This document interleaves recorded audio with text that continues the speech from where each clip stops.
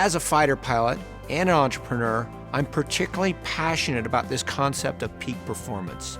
How is it that fighter pilots achieve peak performance in a rapidly changing, complex environment flying jets? And how could business people use the same tools and techniques? Raise your hand if you remember where you were on September 11th, 2001. It's almost instant, isn't it? The first flight attendant came up to me and said, "First Officer Bourke, the captain would like to see you in the cockpit." I walked up into that cockpit, and as you all know, this is a very small space. It was me, the captain, the first officer, and the first flight attendant. The captain closed the door, and he handed me a piece of official United Airlines communication that had just come through the teletype, and it said, "We've experienced a major catastrophe." 5 minutes later, we had a ground stop, meaning all flights were canceled. I got out of that airplane. I walked out in the terminal, and I saw on the television monitors what every one of you saw. And my first reaction was probably exactly the same as every one of yours. My gosh, what can I do to help? I immediately called the squadron commander of the 134th Fighter Squadron in Burlington, Vermont, part of the Vermont Air National Guard. I said, "Hi, sir, Major Anthony Bourke, F-16 pilot with the 144th Fighter Wing out of Fresno, California. Sir, I'm stuck here in Burlington, Vermont, just wondering if I could help." Long silence on the other end of the line. "You're an F-16 pilot?" "Yes, sir." "Do you fly the Block 25? The exact variant of the F-16 we flew in California?" "Yes, sir." "Dude, what size boots do you wear?"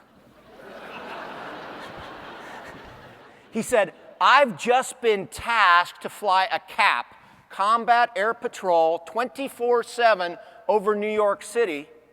I need 12 pilots to do the job, but I've only got 11 here right now. I can't do it without you. Get over here as quick as you can." I was escorted into the squadron where I met the other 11 pilots. We got an intelligence briefing. I then sat down with a brand new wingman. We did our own briefing. And then just a few hours later, I found myself taking off in a jet that I'd never flown, in airspace that I'd never seen, with a wingman who I'd never met. And yet, I felt like I'd been doing it for the 100th time. Fighter pilots and effective businesses have developed some cadence in their business, in the way they operate, to ensure that they drive the results they're looking for.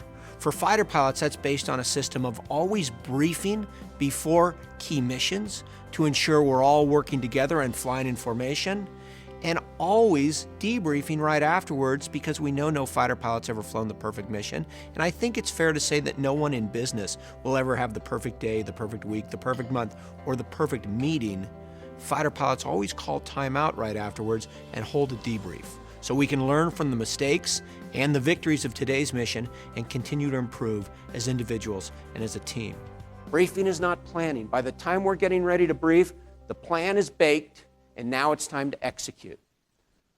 Briefing's not a two-way conversation. It's not a solicitation of feedback or input.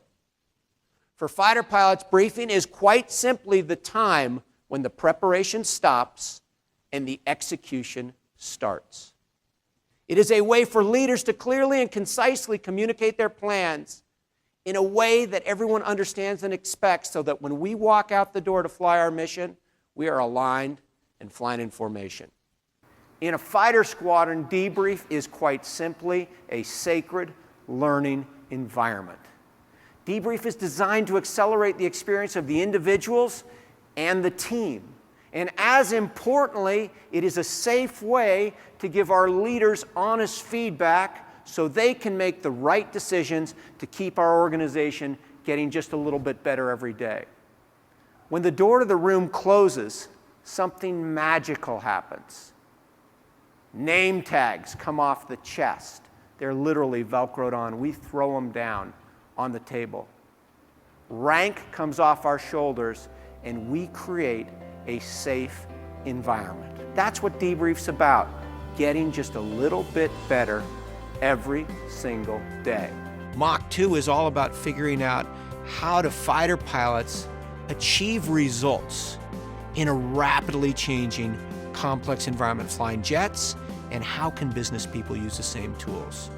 I've had the pleasure over the past 15 years in this business working with top sales teams, top sales individuals, manufacturing firms, accounting firms, anybody who's all about getting better results, communicating at a better level, working better as a team, and individually winning.